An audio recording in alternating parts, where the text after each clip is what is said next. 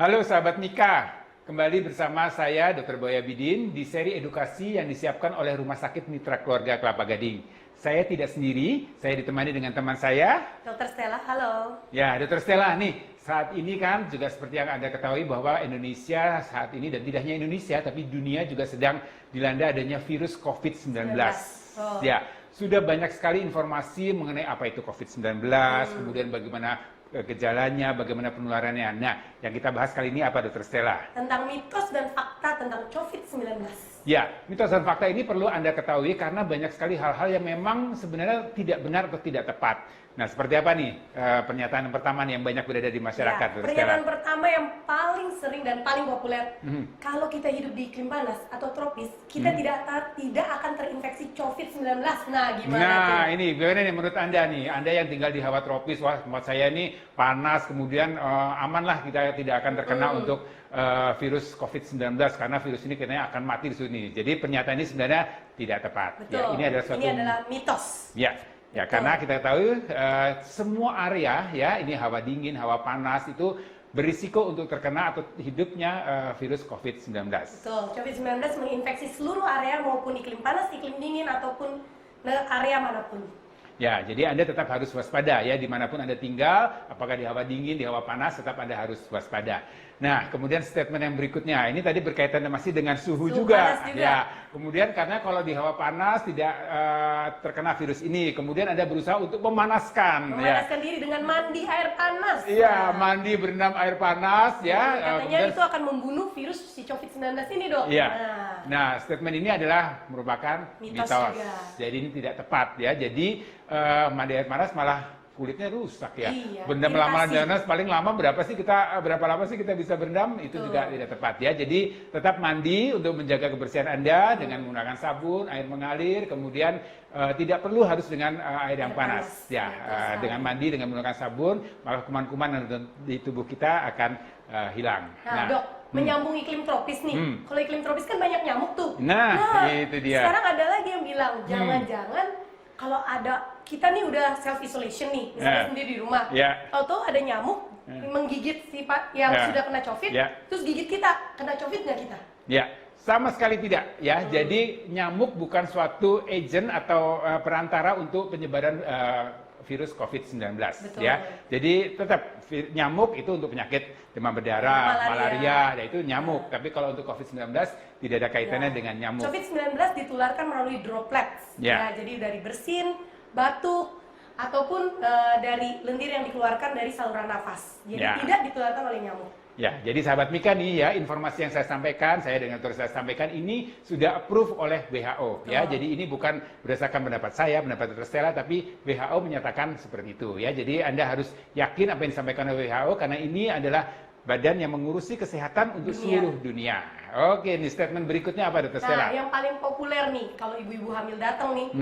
Dok, kalau saya mandinya pakai desinfektan atau mandi alkohol untuk seluruh badan, aman nggak sih? Jadi si COVID nggak bakal nempel nih. Nah, gimana nih kira-kira? Ya, ini sih kelihatannya buat sahabat Mika yang sangat parno kali ya, yang sangat panik kali ya. Waduh, katanya kalau tangan aja bisa membersihkan kumannya, gimana kalau dipakai untuk seluruh badan? Yang ada, hati-hati ya, mandi dengan alkohol, dengan desinfektan itu bisa mengiritasi mukosa kita ya, daerah mulut, daerah mata, daerah hidung, itu hati-hati ya.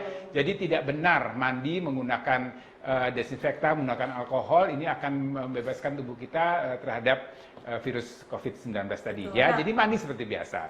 Penggunaan desinfektan tangan misalnya, hand sanitizer harus sesuai dengan rekomendasi.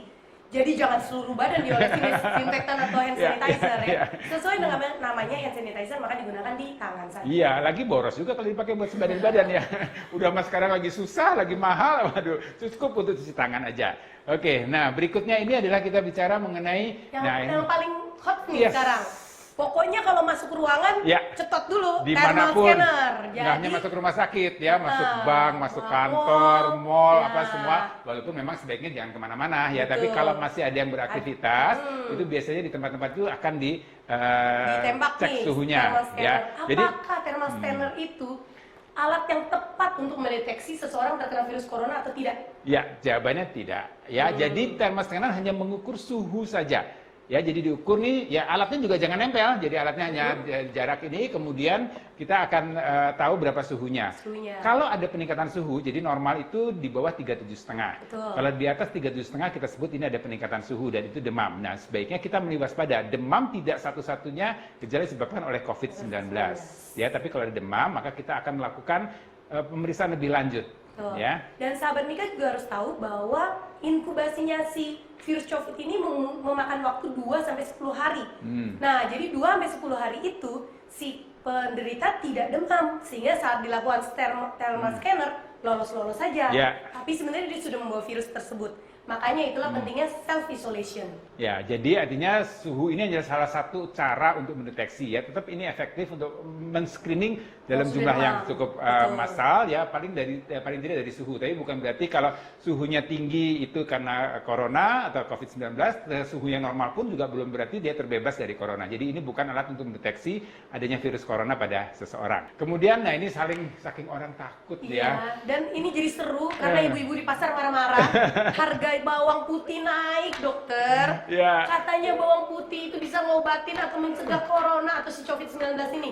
Nah, gimana tuh? Ya, jadi ini bawang putih. Bawang putih ini mempunyai sifat antimikroba. Ya, jadi artinya tubuh kita terhadap mikroba ini akan menjadi lebih baik. Tapi untuk virus corona ini sampai saat ini belum ada data yang menyatakan seperti itu. Ya, jadi artinya boleh Anda mengkonsumsi bawang putih secukupnya ya untuk menjaga kesehatan tubuh kita, tapi bukan berarti kemudian aman terbebas untuk virus corona. Kemudian ada lagi nih, yang orangnya mungkin saking paniknya, saking khawatirnya, kemudian dia katanya penularannya melalui hidung ya, karena kalau bersin, kalau kita batuk, jadi dia kemudian membersihkan hidung dengan air garam atau kumur-kumur dengan air garam. Ini karena tujuannya adalah untuk menghindari atau membersihkan virus COVID-19 tadi ya. Menurut Anda gimana? Benar atau salah? Nah, jadi sebenarnya mencuci hidung ataupun kumur air garam itu maksudnya tujuannya mungkin antiseptik kali ya dok ya. Nah, tapi tidak mengobati ataupun mencegah tertularnya si COVID-19 ini. Betul. Nah, memang ada beberapa literatur tapi masih terbatas mengatakan bahwa apabila kita terkena influenza biasa atau penyakit batuk pilek biasa, ini membantu pemulihan. Ingat, pemulihan bukan mencegah infeksi ataupun mencegah penularan. Iya. Jadi Anda boleh melakukan itu, tapi tidak menjadi sesuatu yang memastikan bahwa Anda akan terbebas dengan virus COVID-19 ini. Nah, kemudian, ini kalau berkaitan dengan COVID-19 ini juga ada yang mengatakan, oh kalau orang tua, anak-anak kecil, kemudian ada beberapa orang atau golongan orang tertentu yang memang dia berisiko tinggi susceptible, untuk susceptible. Ya, berdasarkan data WHO, ini semua orang. Tua, muda, pria, wanita, ya di tempat hawa dingin, hawa panas, semua itu berisiko untuk terkena virus COVID-19. Memang ada beberapa orang yang memang dia punya penyakit kronis sebelumnya. Misalnya orang dengan asma, orang dengan penyakit darah tinggi, orang dengan penyakit jantung yang memang fungsi-fungsi organ internalnya itu sudah ada gangguan.